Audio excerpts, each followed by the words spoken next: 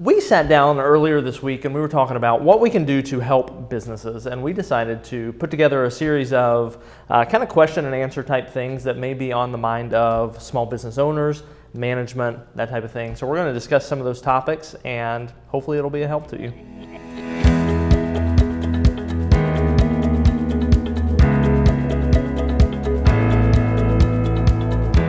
Every business has a process in some way, shape, or form. Some may be good, some may be bad, Right. But every business has a process. I think a lot of times as a small business owner or entrepreneur, it's I do everything because that's where you start, right? Yeah, I mean, absolutely. you've been there and done that. But if one person is doing everything, that's probably not a good long-term process, and it's definitely not something scalable. So why don't you talk to us about putting a process in place for a young business? Yeah, no problem. And I think one thing I will start when you get into building a process, I would also emphasize beginning with the end in mind. And if you understand where you want to go with things, everything else will be rudimentary and a lot easier. And it'll even be easier to make a process.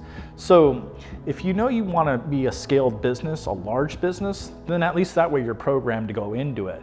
You know, for a business, you really need these 3 Ps, which Marcus Lemonis describes, which is people, we can call that the culture, the product, what are you doing, what are you the expert at, and the process is how do we do it, okay? And that's where a lot of small business owners get mixed up, is that they just, they do a fantastic job at managing the few people they have. They build this beautiful, whatever it is, product, video in our case.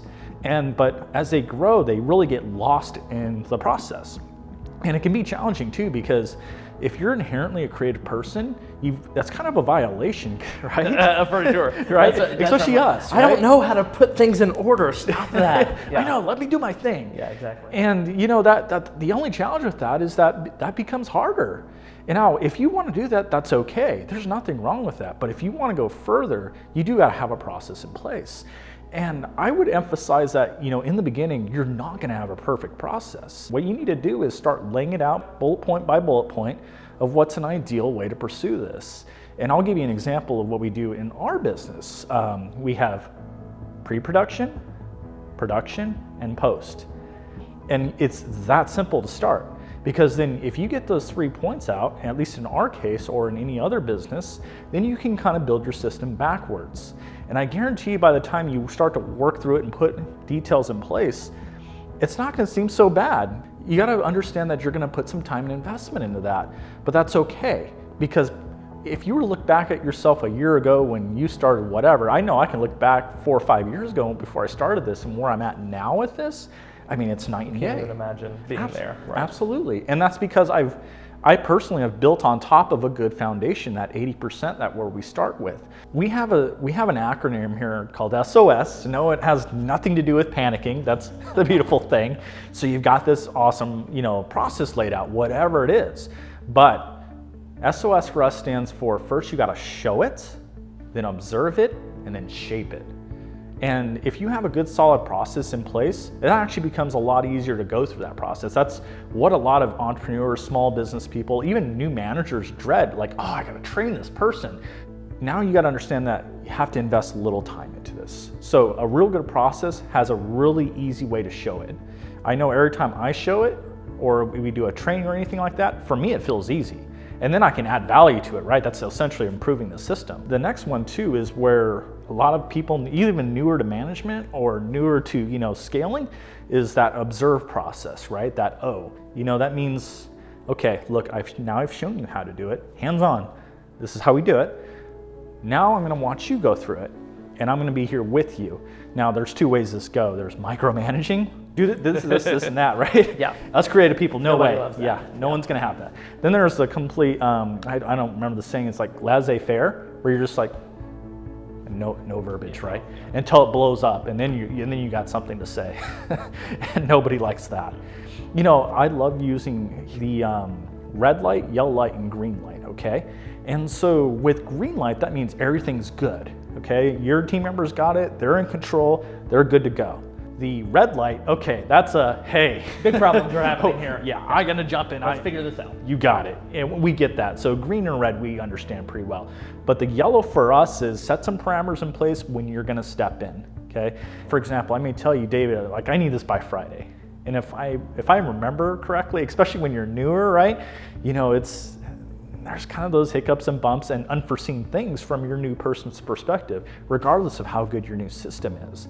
So what I would say is, okay, I would prepare a note for myself that Wednesday I'm gonna check in on you, okay? And if I check in and everything's good and I define like, okay, he's moving forward, he hit this milestone, he's good, okay? That's green light. Now, if I say, okay, you're within kind of a, you know, there needs some work, I actually phrase it as a question. Let's say you got this logo that's kind of just out of line and you say, hey, how do you think that looks? And you may say, oh, I think it's okay. You know, that's your chance to coach them and say, use examples, use your perspective, obviously share your perspective. Usually your team member is going to respect you. You know, and if they don't get it, you know, you really got to invest that extra step and take a step back and see where you got to make that improvement.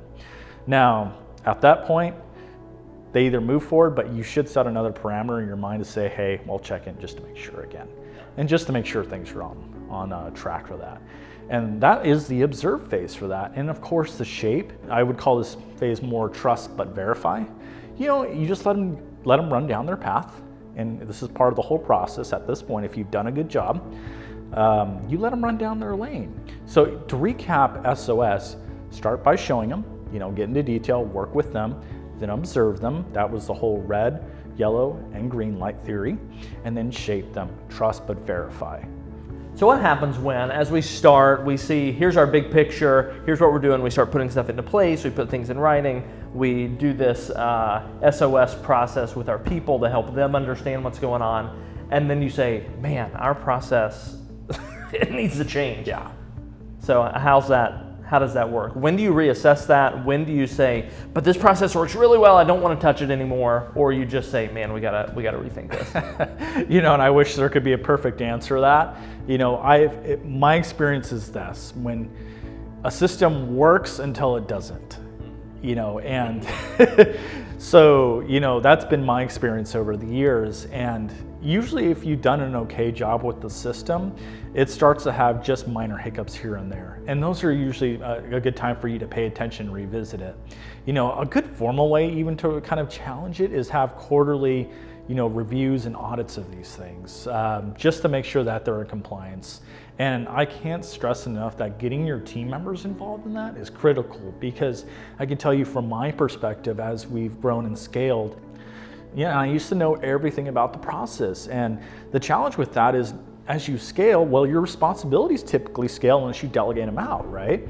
And so you've really got to start to rely on your team members, and I can't stress that too, to get them bought into the value of the process. So to kind of summarize what we talked about, really you want to start by building a healthy culture, getting the right people involved, making sure that you're not some crazy toxic environment.